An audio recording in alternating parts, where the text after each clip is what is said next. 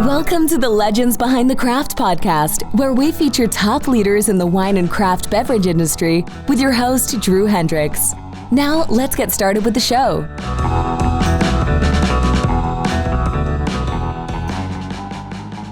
Drew Hendricks here. I'm the host of the Legends Behind the Craft podcast, where I talk with leaders in the wine and craft beverage industry, from design companies like Transom that helps wineries tell their story through visual design, to today's guest, Yuan Ji, whose mission is to bring mezcal from small family-owned producers in Oaxaca to an international market. Today's episode, it's sponsored by Barrels Ahead. At Barrels Ahead, we work with you to implement a one-of-a-kind marketing strategy, one that highlights your authenticity, tells your story, and connects you with your ideal customers. In short, if you're a business looking to retain a winery or craft beverage producer as a client, Barrels Ahead will figure out a plan to make it happen. Go to barrelsahead.com today to learn more. Now, before I introduce today's guest, I want to give a big thank you to last week's guest, Josh Jacobs of Speakeasy Co. On last week's show, Josh and I discussed 3 key factors that he has seen that separate the successful craft distilleries from those that continue to struggle. Check out that show to learn how you can level up your operation and realize sustainable, scalable growth. Today, I am super excited to talk with Yuan Ji. Yuan Ji gave up a successful legal career to answer a higher calling. She started Erstwhile Mezcal with her co-founder, Kevin Brown. Now, Erstwhile is a mission-driven company dedicated to partnering with small, independent, family-owned producers of mezcal in Mexico to go global and reach consumers in international markets for the first time. Welcome to the show, Yuan. Hey, Drew. Thank you so much for having me. It's great to be here. Thank you so much for being on. So before we jump into mezcal, I got to know, how did you make the shift, and why did you make the shift from law into mezcal? Ooh, it's a long story, but when I first started learning about Oaxaca in front of small independent producers, some of which are our partners now, I was practicing law full time in New York. And unlike some people's stereotypes about lawyers in big law, I was actually really passionate about my subject area. I was an antitrust attorney, which involves a lot of economics, working with economists as our experts. And, I was a math and econ double major in undergrad. So antitrust was always just right up my alley for as long as I remember. But just once I gradually made the shift from a clueless consumer and then to mezcal enthusiast and then to evangelist. And it just became increasingly compelling that this work, this vision for what Erstwhile is about is work worth doing, as much so, if not more so than, what I was doing in private practice as an attorney. So that's the long and short of it. The long story short of it. Now, when you made the jump or decided to make the shift from being an attorney over into alcohol, were you drawn to mezcal specifically, or did you just kind of want to join the spirits industry? It was specific. It was a very laser focused on mezcal, specifically the small independent producers that who were my portal to the world of mezcal. It was very much about my specific introduction. And then Alvin Starkman, who runs Mezcal Education tours here in Oaxaca, was my Sherpa. He led this tour, and he's been a Sherpa for many in the industry since then. So shout out to Alvin.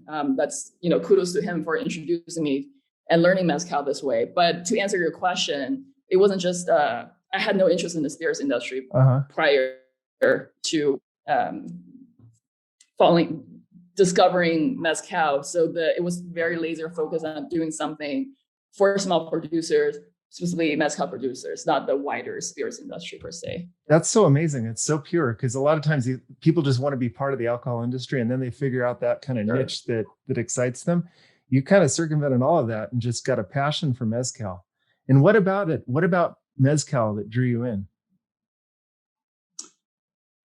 Many things. It's very much a sensory experience. So just thinking back to my first trip to Oaxaca, the distilleries, the family distilleries we visited were very rustic looking. Everything is still very traditional, very rustic. You really feel you feel the fresh air, the cut grass, right? The roasted maguey. You can taste the sweetness of the maguey. And there's the horse pulling the mill, grinding down the maguey. So that experience in totality is really, it's beautiful and compelling, especially in this industrialized age that we live in. And if you're like me, who's lived and grown up in cities all my life, are by default, what we're used to when it comes to food is super, super sterilized and industrialized. So it's that shock, a very pleasant one, but it's that shock and contrast between what we're used to as consumers, what we put in our body, and also just being in an environment where everything still feels natural and timeless. So that's part of what makes mezcal so compelling for me. That's enough to ignite a lot of passion there. I can definitely see that. Now, so as far as Erstwhile, how did that come about? Was there? So tell us about that. Yeah, so Erstwhile is we're a boutique importer of mezcal and agave spirits in general. It's really a solution. It's a natural solution to a problem that presented itself to me. So in other words, I didn't set out wanting to be a mezcal importer. That's just crazy talk.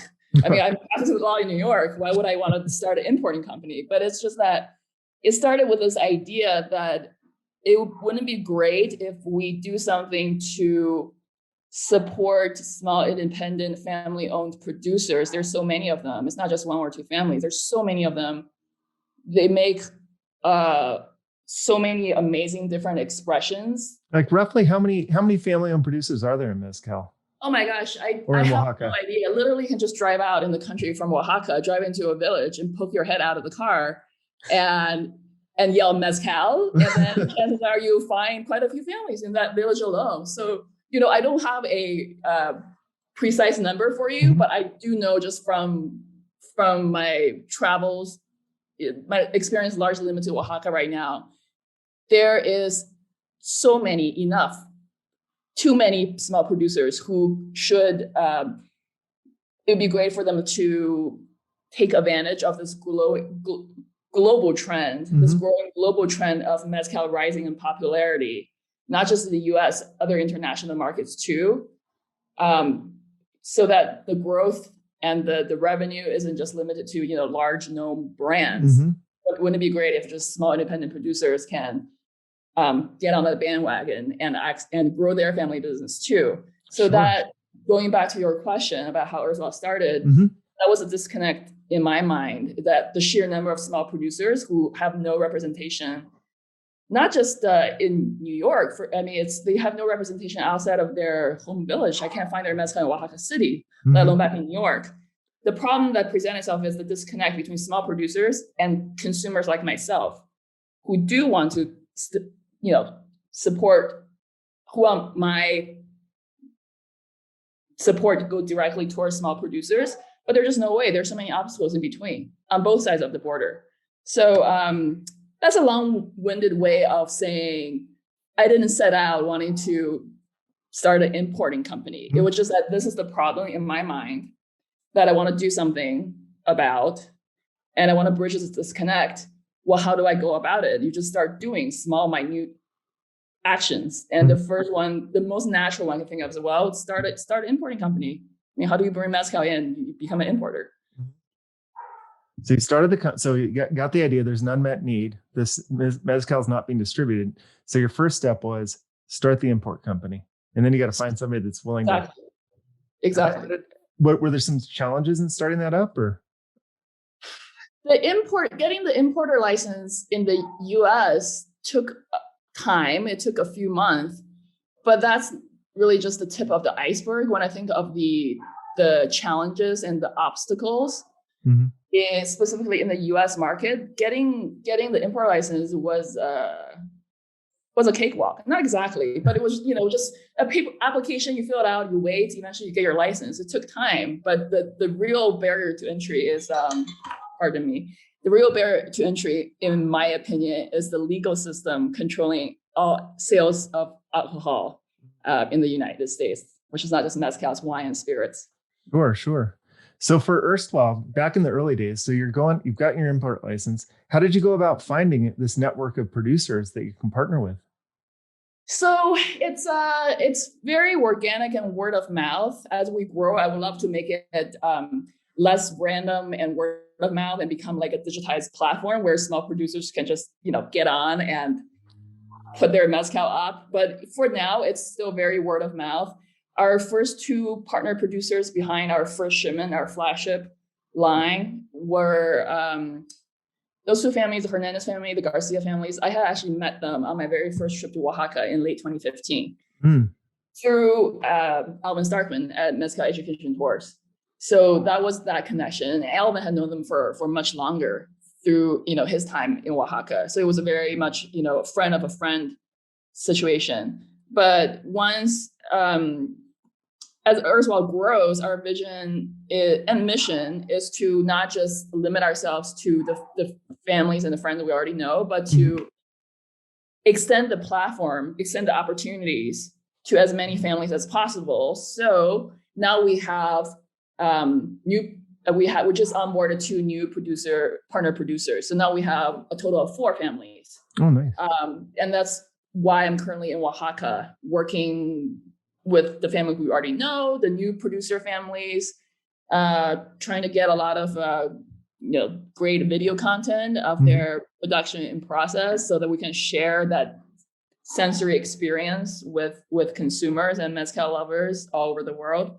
So yeah, to answer your question, it's word of mouth, but just going forward, it will be word of mouth and hopefully a more formalized way to reach as many small producers as possible. Sure. And as you partner with these producers, we kind of talked in the pre-show about some of the challenges that they just faced being, in Oaxaca and not being able to reach that international market. How do you facilitate this, and how does that partnership work? So the way we partner with our producers is that, we have some core values as a company when it comes to how we work with producers. One is starting with autonomy and fair trade. By autonomy, I mean, we don't impose on the producer in any way. We don't say, make it this. We don't say, bring down the alcohol level so that maybe it's more palatable for people who are afraid of high alcohol content. We just say, make mezcal how your family has always made it, how you prefer to make it. If you want to experiment with other ways, we'll support that. But we don't impose or limit or control the producer's production process in any way, because ultimately that's their expertise. And then fair trade is we pay our producers their asking prices. We don't bargain. We don't ask exclusivity contracts, right? Something to the effect, you can only work with us in XYZ capacity and not with others, because it's just do what's best for your family business. So that's one way. Other kinds of support we provide for our producers is to, there's a lot of license and there's quite a few licenses and permits that you need in order to export out of Mexico. So when it comes to support, we believe in setting up the producers for export for success on their own terms, independent of their work with Erstwhile in the future. They're not beholden to us. But for example, right now, one of our new partner producer families, they're an 8th generation producer, and they have, a local brand. But guess what? They're not listed in the registry of exporters in Mexico. That's one of the permits that you need, right? So, we talk about this like, well, in my mind, your interest in export, you want interest in global markets, a necessary step is to become an exporter and have that paperwork ready to go in your own name. So that's an example. So we fund the legal, the application cost, the expenses of working with lawyers, notaries, accountants, whatever that legal support is necessary at the local level to get them set up. Those are some of the examples in which we support and partner with our producers here. That's fantastic. Like really setting them up for success and exporting, even beyond like, should they move on past Erstwhile or passed on, you've given them those skills and that kind of a baseline to grow. Absolutely. That's something we're proud of and we feel good about. That you should. That's fantastic. As far as the production level, like some of these family-owned producers, what are we talking about as far as the amount of bottles they produce a year, and then the amount you're importing? So it's very it depends on each no two producers are the same. It's our current partner producers. It's very much in response to demand, right? So if I say to our producers, okay, let's reserve 1,000 liters, a couple thousand liters, then they'll source the agave and start the production process, and then let me know when it's ready so we can get it bottled. But the point I'm making is that currently they have enough steady work and demand for their mezcal that they are making mezcal nonstop full time. I would like to see it that way. I would like to see mezcal being a bigger chunk of their revenue. But there's the producers we work with are often, they have farmers, right? They have crops. So they may be tending to their land, to their crop when production is not in process. So it's diversified in that way. But what I can do through Erstwhile is as we grow as a company, I hope to see mezcal as a bigger and bigger chunk of reliable, predictable revenue for our partner producer families. Okay, so mezcal may be just one of the things that they're producing on the farm. Exactly. And as it becomes a bigger revenue source, then they may be able to devote more they will time. shift their attention and energy toward mezcal production. But at this point, Erstwhile is still a young company. I would like to think that a few years down the road that we're big enough a company that we've have enough fans and believers in what we're doing, our business model, that there's enough organic consumer demand to just provide a steady, nonstop revenue in the form of mezcal orders for our partner producer families. That's my dream. We're not quite there yet, but I'm working on it. But you're helping them remain independent and remain like family-owned producers.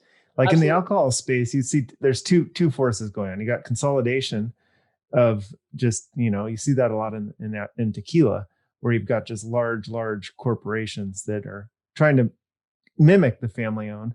And then you have in the United States, the whole craft distillery industry popping up, where the smaller, the better, the more unique it is. And you're preserving that kind of family-owned.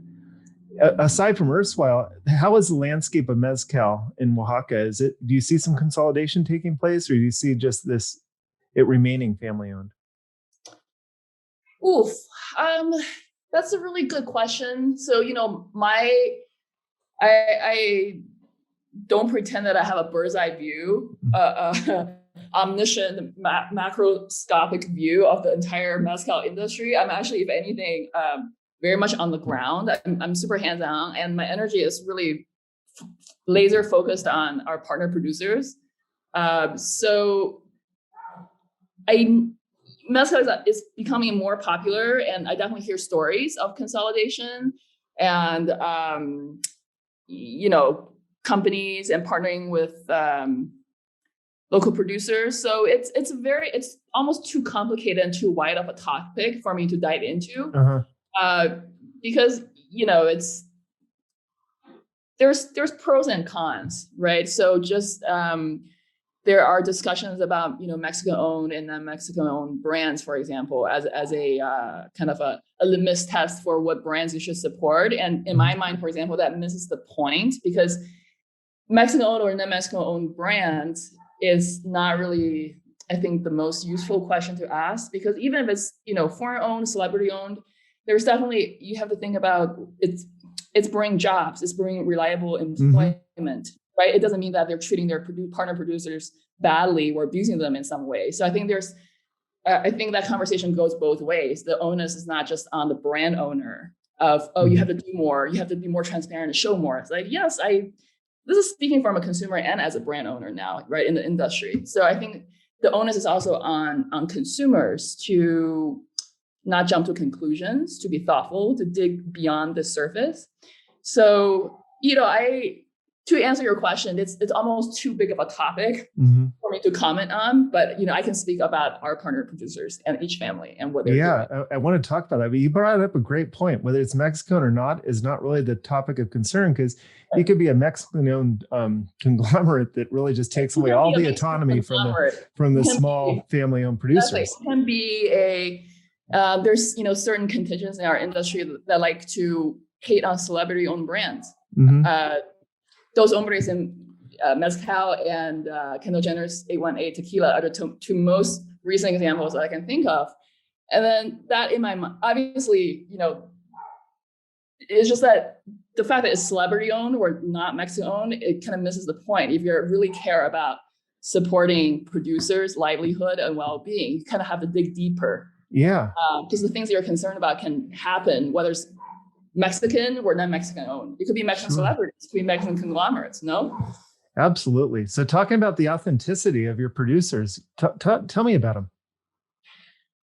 So we have 4 producer families now. I can start with the earliest ones because I've known them the longest. One is the Hernandez family. The late Juan Hernandez Mendez unfortunately passed away last September during the pandemic. So this is a new stage for this family. They're a 5th generation producer in Santiago Matalan, Oaxaca. But this is their local distillery, Palenque brand is called Desde la Eternidad, since eternity. But this is a new chapter for the family because now it's all women. It's all women owned, women operated. Wow. Women, they're very hands-on. So it's Hortensia, that's Juan's wife, and then 2 of her daughters, Lydia and Nayeli, so that are at the head of the family now. So it's not, it's very uncommon to have not just women-owned in name, but truly women-owned, women-operated, overseeing the production, touching everything. That's a new chapter for this family. Our other inaugural flagship partner producer is Silvio Garcia and his wife Epifania Gomez. They're still based in the same municipality in Santiago Matalan, but you just have to drive another 20, 30 minutes on the highway. I just saw him this morning to just continuing taking video content of this production that's in process. But he's a 3rd generation producer. They're both families actually are Zapotec heritage, which is one of the indigenous ethnic groups represented here in Oaxaca. So, Silverio's parents don't speak Spanish for the most part. They speak Zapoteco. Oh, wow.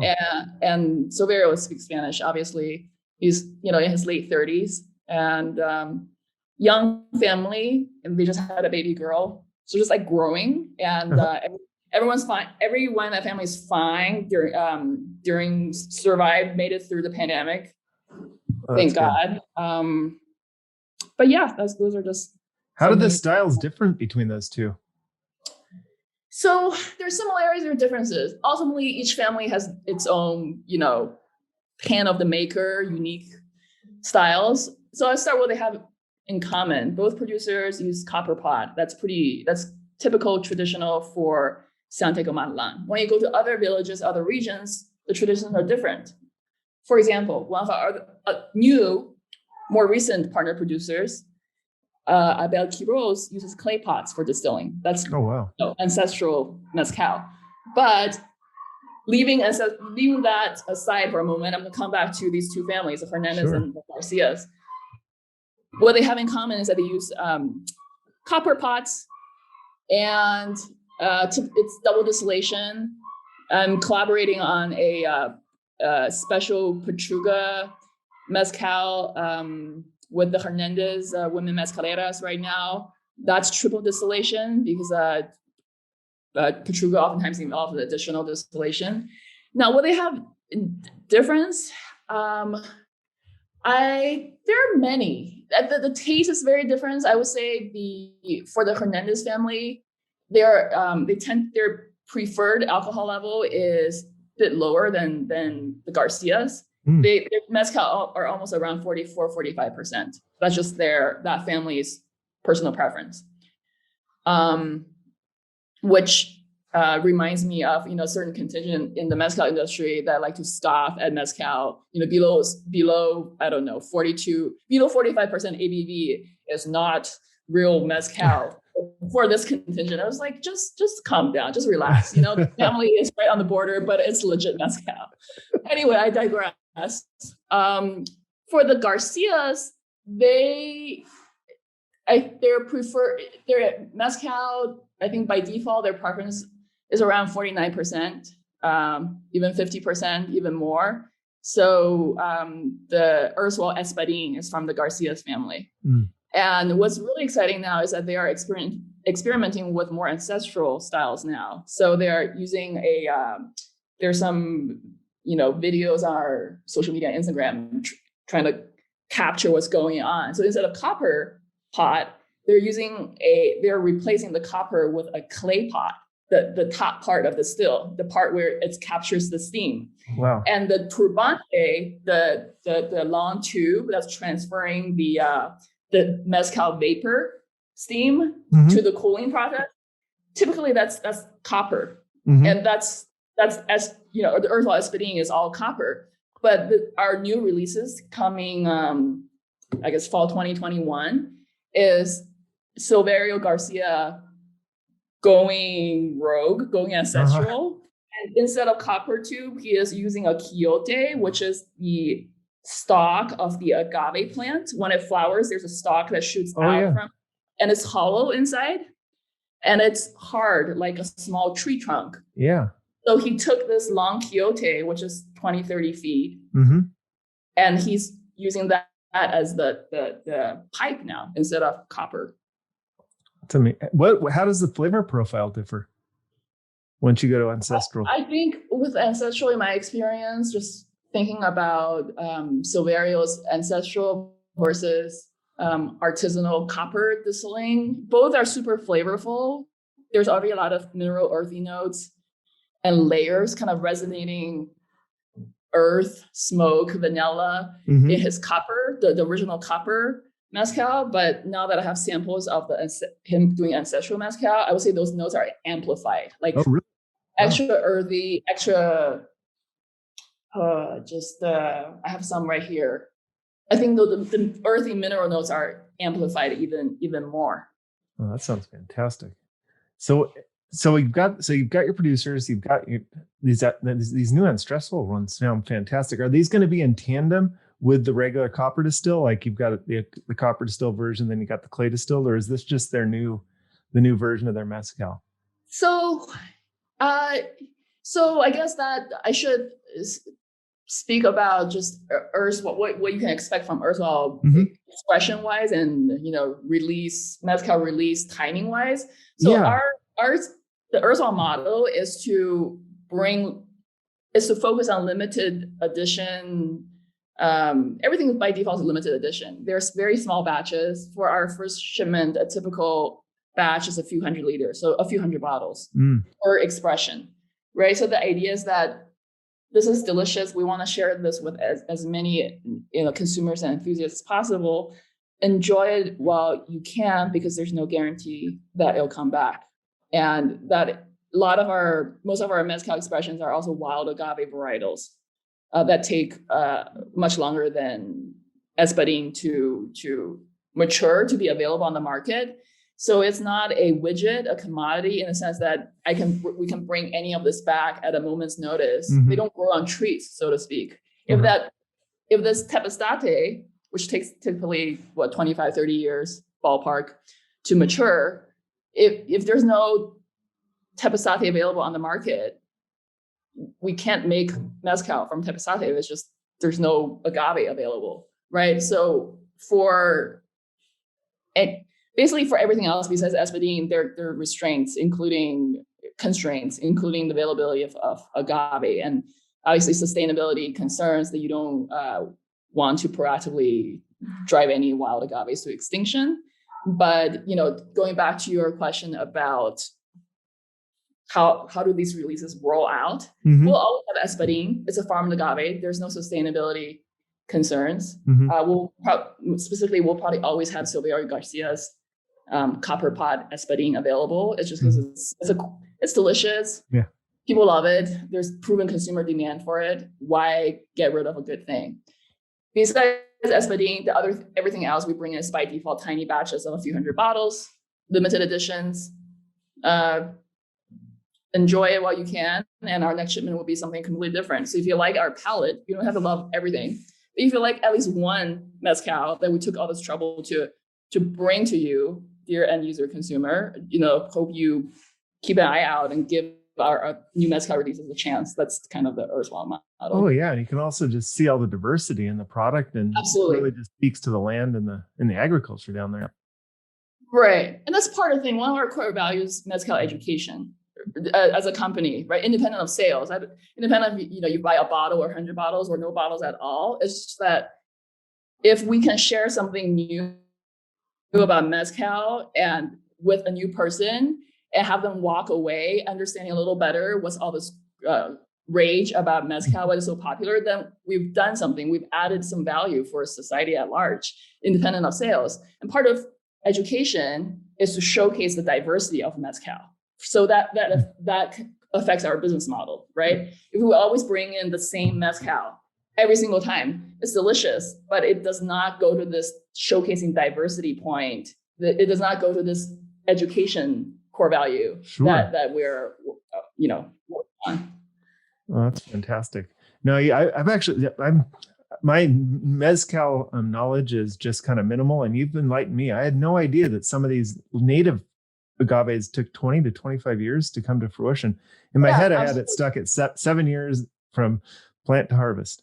Yeah, 7 to 8 years. That's for espadín for sure. That's enough time. You get even then, it's a long time, right? Like every other spirit I can think of is grapes, corn, right? Those are all annual harvests. Like it's a crop. But even 7 to 8 years for agave, that's already a long time for that plant to mature, to be ready. But for wild agaves, oftentimes it takes longer. So for example, we have Aroqueño now, that's about 25 years roughly. Tepestate, the same thing. So yeah, that's all part of what's special about mezcal. So continuing the education and setting up you've got your family-owned producers, you've imported it. Now, how did you set up your distribution system in the US? And is it being distributed into other countries as well? Yeah, so we have distribution. We have distribution and sales in the US in about 13 states right now, and actively working on expanding to other states so that we cover the whole country, with the idea that anyone who wants good mezcal should have access to mezcal. It's mezcal for the people, like the legal system, the bureaucracy, and should not stand in the way between end user consumers and small producers. But to answer your question, so we're just in the US for now, and also in conversation with other states in the US and in conversation with international markets. Sure. As far as, go ahead. Okay. I was just going to say, so what is your current education initiatives in the US to kind of bring out mezcal and help kind of popularize it and really educate consumers on it? Sorry, the question is what we're doing for education for consumers. Yeah, you've got your distribution set up. How are you actually spreading the word? Several ways. We live in a digital world, increasingly digital, that is no longer an option. It's a necessity in my mind. If in terms of mezcal education as a company, if you want to maximize your impact. So we basically, our first hire as a company is a digital content and marketing manager, Aaron Newcomb, who is great. And Aaron just joined Erstwhile about a month ago. And so we are basically covering all the digital venues that we can think of, obviously starting with our website. I love researching. So I write blog posts that are interesting from my perspective as an end user consumer, things that I wish I had known as a more clueless consumer a few years ago that I know now that I want to share with others. So blog posts. It's hard when you're running a company and wearing all hats, so I don't write as much as I would like to. But for example, we have a series, a 3-part blog series that I've written on why is mezcal so damn expensive. Why is it? So here's the spoiler. It's not actually, right? Again, coming back to lack of education. As a consumer, if you truly understand, and not just in theory, but viscerally understand the amount of work for the physical labor, the sheer amount of time for the agave to mature, that labor in itself, the gravitas of the labor-intensive gravitas should already convince you that, no, this is not too expensive. I'm willing to pay $100 bottle for all the work that went into it. But the question, the kind of the punchline of this blog series that I wrote is that's actually what everyone is talking about. And rightfully so, when they talk about the cost of mezcal, it's the labor intensiveness, but they're missing, that's not the tip of the iceberg, but that's about 25-30% of retail price we pay as end user consumers. What people don't ever talk about in my experience, including people in the industry, is the real costs add up once the mezcal arrives in the US. We're not talking about the labor intensive nature of it anymore, as inspiring as it is. It's the less inspiring, less glamorous, less, poetic steps of what happens when mezcal lands in the US. Is having to clear the 3-tier legal system. It's not sexy. No one talks about it, but you have to you should understand as an end user consumer, if you want to make educated decisions and be a thoughtful consumer, for my mind. And obviously I have a legal background. So these are things I find interesting that maybe not all others do, but it's worth, putting the content out there. So anyone who has an interest reads it. No, I think it's a phenomenal value. And anybody that's ever wrestled with a full-grown agave plant will understand the labor intensiveness. I've got a hillside on the side of my house, and there's about 10 full agaves. And just getting back there and keeping them squared away, it is tough. Playing with them, it's physically imposing. Yeah, I can testify to that. And then the distillation, and then the age, and then are all of your mezcals aged, or none of them aged, or is it vary for the producers? So all of them are not aged. Blanco, Joven are some words to describe it. We don't have any reposados or añejos, meaning having touched the barrel, stayed inside the barrel for X amount of time. I don't have anything against aged mezcal. It's just that the kind of mezcal that we love and the producers that we represent, there's already so much flavor inherent in the mezcal from the spirit and the personality of that plant that took 10, 20 years to grow and hand of the maker. There's already so much flavor. For me as a consumer, it's like, I don't need to put it in a barrel. It almost just hides, clouds, overshadows the essence of the mezcal. So it's not, there's just this idea, this is a more mature, more flavorful mezcal because it's been aged. That might be true for, I don't know, tequila or whatever, vodka sort of kind of spirit, but not for the kind of traditional mezcal. Kind of takes out that wild farm nature of it. Yeah, I would. I 100% agree. Maybe a little 1 year, but nothing more, because it really detracts from it. So, what is your favorite way of, aside from straight, drinking mezcal? How would you recommend? How do I recommend drinking mezcal? Yes. Kiss it, don't shoot it. I'm not a rules person. I don't believe in telling people what to do. I think that's arrogant. I think everyone has the right to enjoy mezcal however they want to enjoy mezcal. For my personal, if I may make suggestions, one is to don't shoot it. Certainly not for Erstwhile Mezcal. It makes me cringe when people do it, and I politely suggest that they could slow down and savor the mezcal. And depends. I mean, some people, I always drink it at room temperature. But, I don't fault anyone or think less of them if they want to have it on the rocks. It could just be too intense, and for their palate, it's better on the rocks. So why not go for it? In Oaxaca, the traditional complements, it's common to find slices of orange and sal de gusano. It's salt, seasoned salt laced with gusano, the worm. Oh, yes. Agaves. But, that's just Oaxaca. In other regions, there's different traditions, different accompaniments. In Durango, which I haven't been to in person, my understanding is that it's more common to serve it with cheese. Oh, that would be good. For sure. What about in cocktails? I see you got some cocktails on the Erstwhile site. Yes, we love, my co-founder and we're both cocktail enthusiasts. So before we knew anything about Mezcal, we loved cocktails. So we brought that to Erstwhile with us. The recipes on Erstwhile's website are just some of our all-time favorite Mezcal recipes. It's been tested and ourselves in person, not just some random recipe we found. It's like, yeah, this is good. If you make it in these proportions, it's a good cocktail. So everything is we're very hands-on people. But that's just a limited collection. I would say general themes for pairings when it comes to cocktails. Mezcal pairs really beautifully with citrus. It has to be the key being fresh citrus. So fresh grapefruit, fresh orange, fresh lemons, fresh limes, all great. Pineapple is a great combination. So our signature cocktail, the Erstwhile cocktail right now is called the Velociraptor, that involves Erstwhile espadín, mezcal, and fresh pineapple juice. What else does it go well? Ginger. Oh, that would be good.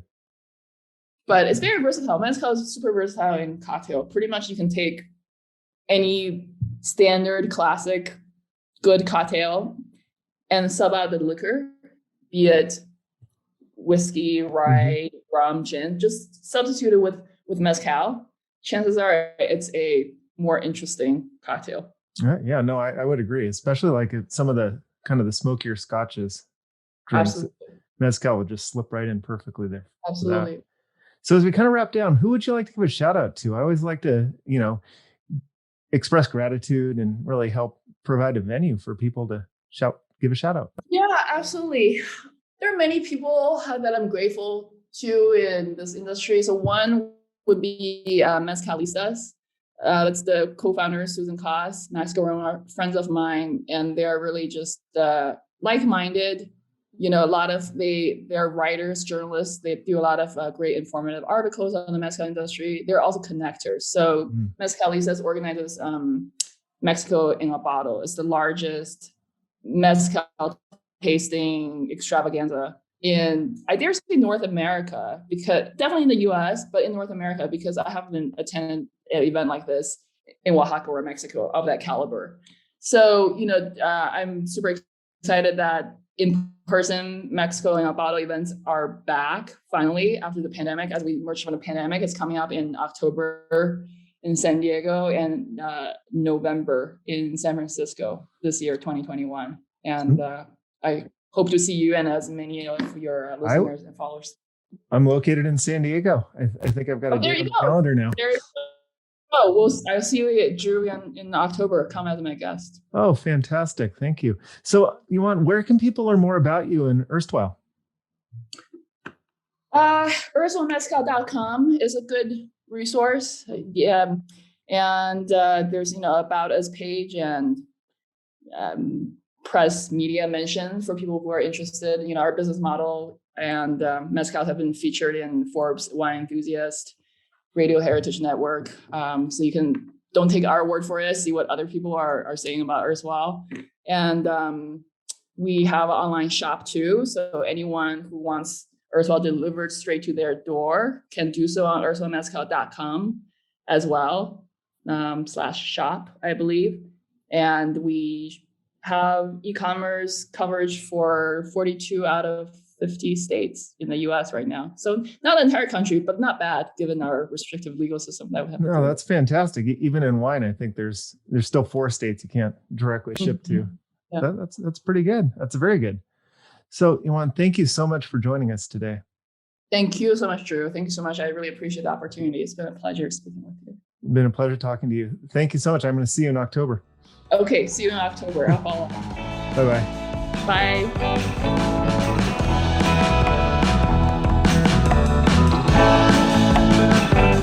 Thanks for listening to the Legends Behind the Craft podcast. We'll see you again next time, and be sure to click subscribe to get future episodes.